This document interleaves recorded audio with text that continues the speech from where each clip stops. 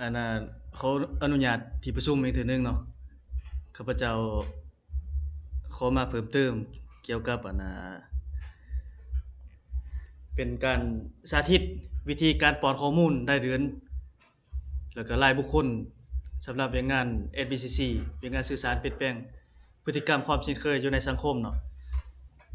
ก่อนอื่นหมดเฮาเขาเว็บไซต์ตัวนี้เนาะ Lao His คิดลาวคิดโต His เนาะ gov.la แล้วเข้ามามันจะมีหน้าตาแบบนี้เนาะมาเฮาจะเห็นเฮาจะป้อนชื่อ user แล้วก็รหัสของเพิ่นลาวเนาะนี่จะมีครบเนาะมื้อนี้เฮาคลิกเข้ามาหลังจากคลิกเข้ามาแล้วทุกๆครั้งให้มาล้างเบราว์เซอร์ก่อนเนาะให้มาล้างเบราว์เซอร์ล้างข้อมูลตัวเก่าเพื่อว่าข้อมูลมันจะอัปเดตขึ้นมือเนาะ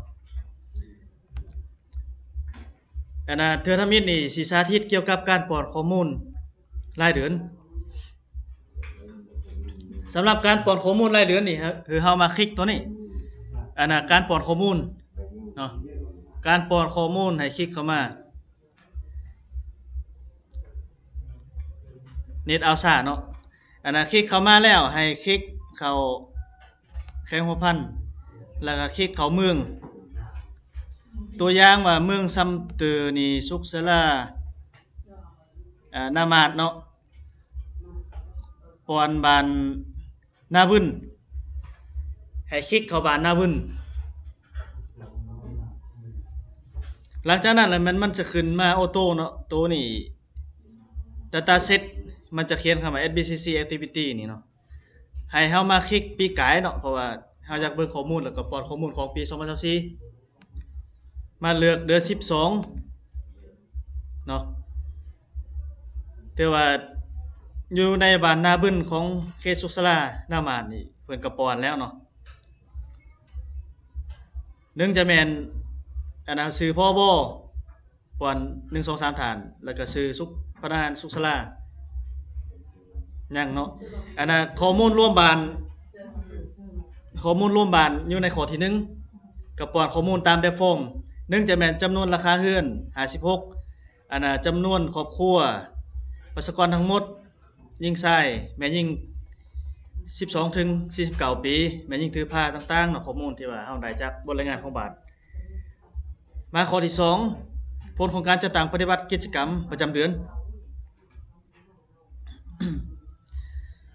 อยู่ในนี้จะมี1 2 3 4 5 6เนาะ1จะแม่นกองประชุมให้สุขศึกษาข้อมูล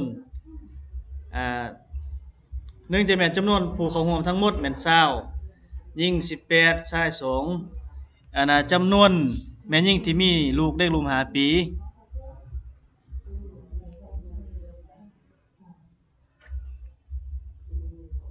แล้วก็มาเลือกเนาะมาเลยอยู่ในนี้มันจะมี7 8หัวข้อแล้วก็วันที่นี่เซอร์วันที่ที่ว่า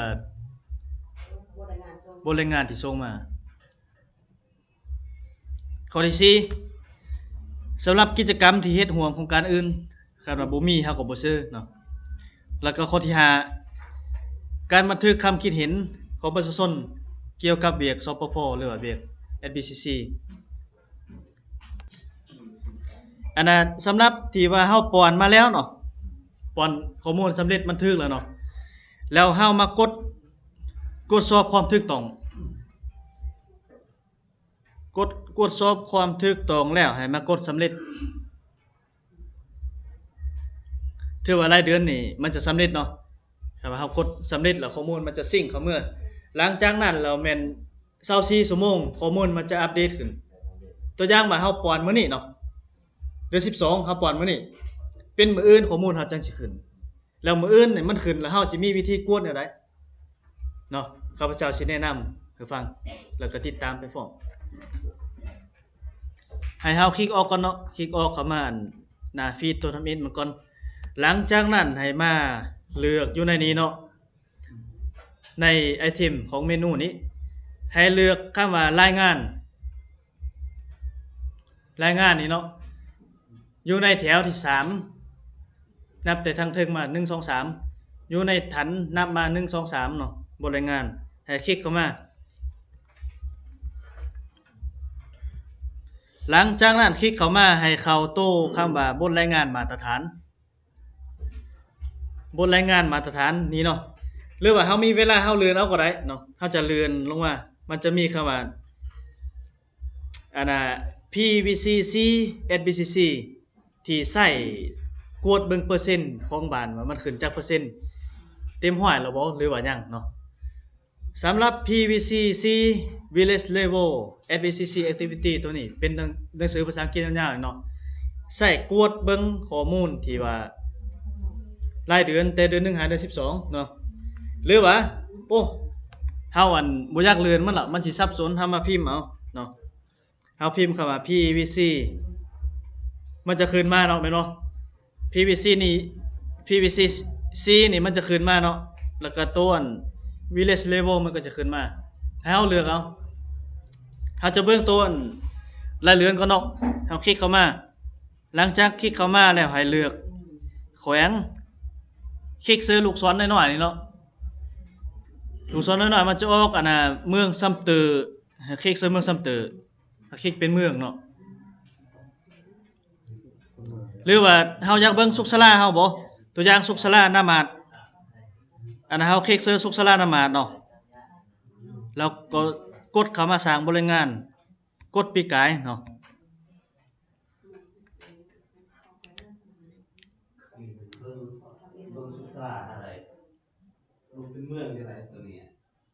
นี่เนาะอันน่ะบทรายงานการป้อนข้อมูลของสุขศาลานามาดเนาะแต่ว่าเดือนนี่เขาบ่ให้เปลี่ยนเนาะในระบบเนาะแต่ว่าสามารถนำเสนอได้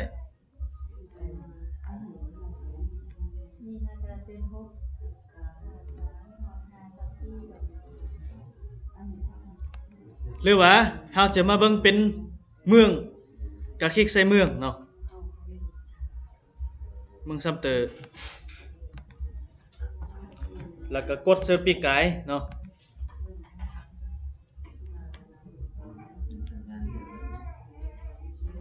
นี่เนาะอันน่ะสุขศาลาห้วยนี่จำนวนบาททั้งหมด12จะตั้งปฏิบัติได้ 100% เนาะ 100% แต่ว่าเดือน12นี่ยังบ่ได้ป้อนเนาะเดือน12นี่มันขึ้นอยู่ 58%สุขศาลาที่ว่าขึ้น100มี1 2 3 4 5สุขศาลาเนาะแล้วเฮาอยากฮู้แน่เด้อว่าในเดือนเฮาบ่ป้อนเนาะมันจะสอดคล้องกันเฮามาคลิกซะนี่ PVCC ตัวอันหนังสือภาษาอังกฤษยาวๆนี่เนาะคลิกเข้ามาเลือกอันน่ะแข้งหัวพันแล้วก็เมืองซัมเตอร์สำหรับตัวนี้เฮาจะเลือกเฉพาะเป็นเมืองใดเนาะ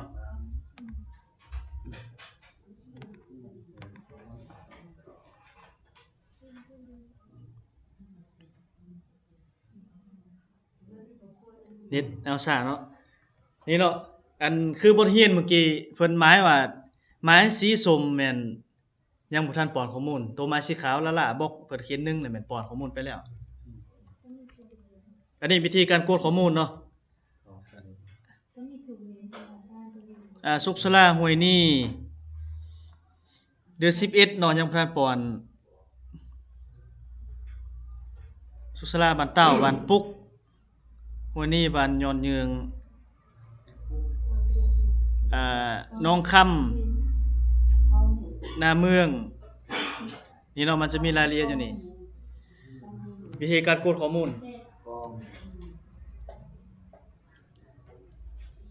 อันนี้แม่นการป้อนข้อมูลรายเดือนแล้วก็วิธีการกวดเบิ่งข้อมูลรายเดือนว่าเฮาป้อนหรือว่าบ่ป้อนเนาะมันนี่ให้ติดตามต่อเนาะข้าพเจ้าสิแนะนำอันน่ะการป้อนรายเดือนรายบุคคลเนาะขอโทษรายบุคคลให้เข้ามาตัวนี้ตัวถันตัวแถวที่1นี่เนาะนับมาทันที่4การป้อนข้อมูลติดตาม ให้คลิกเข้ามาเนาะคลิกเข้ามาอยู่ในนี้อันนั้นสิเริ่มก่อนเนาะมันจะออกแขวงหัวพันธุ์เนาะถ้าจะมาคลิกเลือกหัวพันธุ์ลงมาปอนรายบุคคลเนาะตัวอย่างสิปอนนั่นน่ะหน้ามาดเฮาสิมาเบิ่งบ้านค่าบ้านหน้าบึ้นซะเนาะเมื่อกี้เฮากดเบิ่งบ้านหน้าบึ้นแล้วอันนี้แม่นรายการสำหรับเด็กที่ว่าเฮาป้อนแต่ละเดือนเนาะรายการสำหรับเด็กที่ว่าเฮาป้อนแต่ละเดือนมันจะมีอยู่ในนี้เนาะ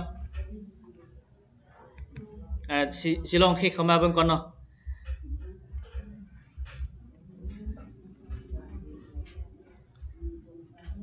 เฮามากดเบิ่งว่าเด็กผู้นี้นี่มันได้รับการติดตามกี่เดือนแล้วอายุมันจักเดือนแล้วก็น้ำหนักมันได้เท่าเลยมันจะมีรายละเอียดอยู่นี่เนาะ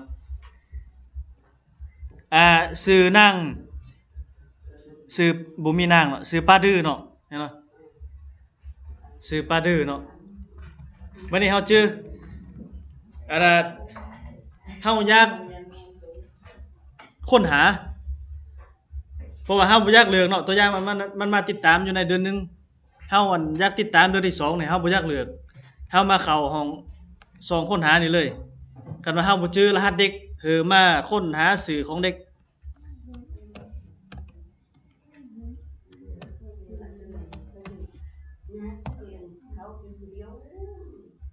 นี่เนาะมันจะขึ้นอาณาบานหน้าบึ้นป้าดื้อเนาะมันจะขึ้นเนาะคันมาเรือนเนาะแม่นหึงแม่นบ่คลิกเข้ามา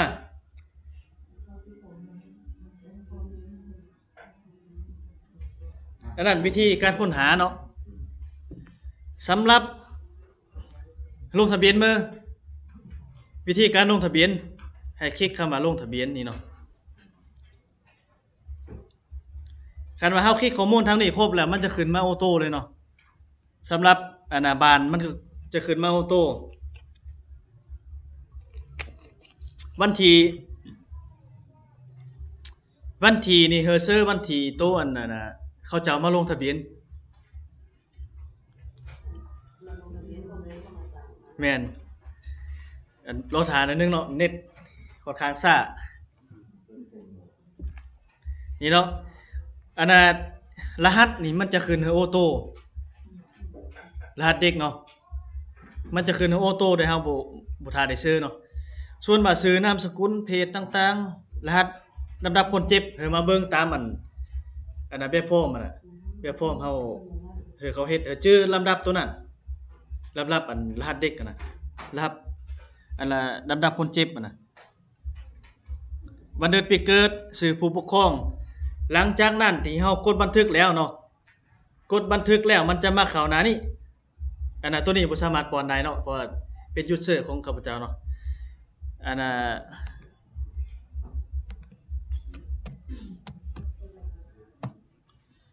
หลังจากที่ว่าเฮาเมื่อกี้เนาะเฮากดบันทึกแล้วก็สืบต่อมันจะมาเข้าหน้านี้เนาะมาเข้าหน้านี้หลังจากนั้นล่ะเฮามาป้อนต่อเนาะคือเอาจะเชิญห้องตัวนี้เนาะการลงทะเบียนวันที่ลงทะเบียนเฮาก็เบอร์เปลี่ยนเนาะหมายความว่าคันว่าเฮากดสำเร็จแล้วเด็กน้อยผู้นี้น่ะมันจะแม่นสิ้นสุดการติดตามแล้วเนาะคันว่าเฮากดสำเร็จแล้วนี่เนาะเด็กน้อยผู้นี้แม่นสิ้นสุดการติดตามแล้วข้อมูลมันจะบ่เด้งขึ้นมาเลยหรือว่าหยุดนำเสนองานหมายความว่าข้อมูลของเด็กผู้นี้หยุดนำเสนองานกรณีว่าหากมีการเคลื่อนย้ายไปบนอื่นเนาะแต่เนาะกับอันน่ะบล็อกตัวที่2คันว่าเฮาอยากติดตามตัวอย่างว่าอันนี้เดือน1 2025เฮาอยากติดตามเดือน2เด้เดือน2ให้กดหมายบวกนี่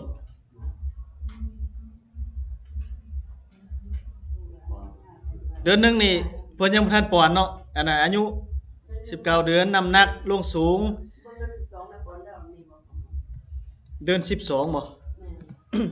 เดือน12ครบเนาะอันน่ะ18เดือนอายุเนาะอายุเด็ก18เดือนน้ำหนัก10โลลงสูง 70ชั่งอันน่ะน้ำหนักเขียวน้ำหนักถือว่าเป็นเด็กที่ว่ามาสีแดงเนาะเป็นเด็กที่ขาดสารอาหารอยู่เนาะ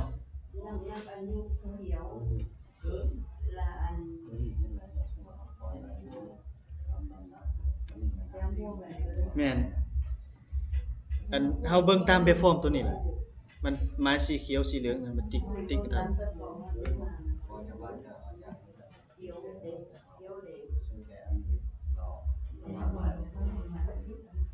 อันตัวนี้บ่มีแต่ว่าเฮอบ้านเขาอันซื้อแบบฟอร์มตัวนี้แหละแล้วคือเขาหมายเอาหลังจากนั้นมันจะมีปุ่มอันน่ะบันทึกอยู่นี่เนาะให้กดบันทึกถือว่าสำเร็จบัดนี้เฮาฮู้วิธีการปลอมข้อมูลรายบุคคลแล้วเฮาสิติดตามได้เด้อมีสุขศาลาเลยเคยติดตามบ่ยังเนาะอันน่ะเฮาออกเป็นหน้าฟีดทมิตก่อนเนาะออกมาคือเขาตัวนี้บทรายงานเหตุการณ์ต่างๆอยู่ในฐานที่1อยู่ในแถวที่1ฐานที่1เลยเนาะคลิกเข้ามาบทรายงานเหตุการณ์ต่างๆหลังจากนั้นมาอันน่ะป้อนข้อมูลสำหรับตัวอื่นแม่นเฮาก็บ่คลิกเอามันเนาะ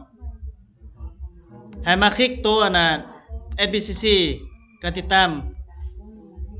การเจริญเติบโตของเด็กกลุ่ม5ปีหลังจากนั้นมาคลิกช่วงเวลานี้เนาะเดือน12น่ะคลิกออกก่อนบัดนี้มาเลือกแต่ละเดือนเนาะเฮาอยากติดตามอันน่ะ2024บ่อันนี้สิแนะนำไปก่อนน่ะจังมีบทเรียนตามหลังอันน่ะ2024นี่เฮาจะคลิกไปหมดเฮาคลิกเสื้อลูกศรจาม2อันนี้เนาะเห็นบ่ให้คลิกไปเนาะ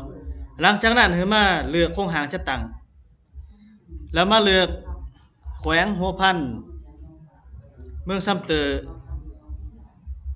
อันน่ะสุขศาลานามาเนาะเฮาอยากฮู้ว่าบานเลยมันบ่ปานแต่เด้อฮอดเด้อเนาะให้เฮามากดปุ่มคอนโทรลอยู่ในหน้าคีย์บอร์ดข้างไว้เนาะแล้วมาคลิกเอาบานที่ว่าเฮาจะต้องโชว์ต้องการโชว์เนาะมาคลิกเอามันจะหมายสีเทาอ่อนขึ้นมาเนาะมาคลิกเอาเลยเนาะคลิกเอาเลยลงมาโอเคแต่ว่าเฮาลากลงมาบ่ได้ตัวนี้ต้องในกดคอนโทรล